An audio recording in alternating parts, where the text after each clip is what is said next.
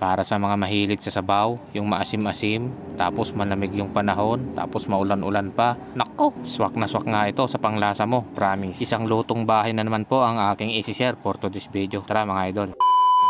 Isa lang na natin yung pangmalakasan kong kawali mga idol. At naglagay na rin po pala ako dyan ng 500 ml na tubig sa kawali mga lodi. Isasabay na rin natin yung bawang, sibuyas, luya at saka kamatis mga idol. At saka yung bagoong at saka patis at saka yung tomoregato ajinomoto ne.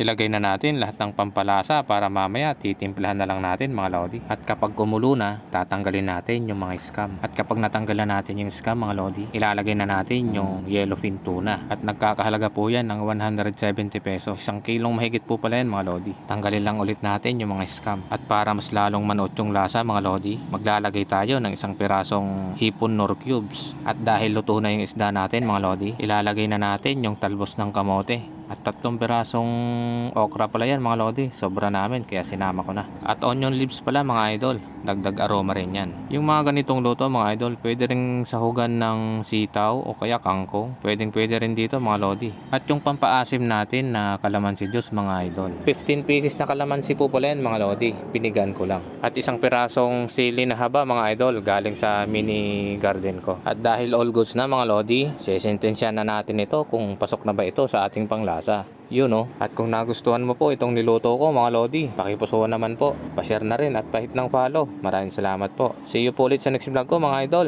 God bless you all.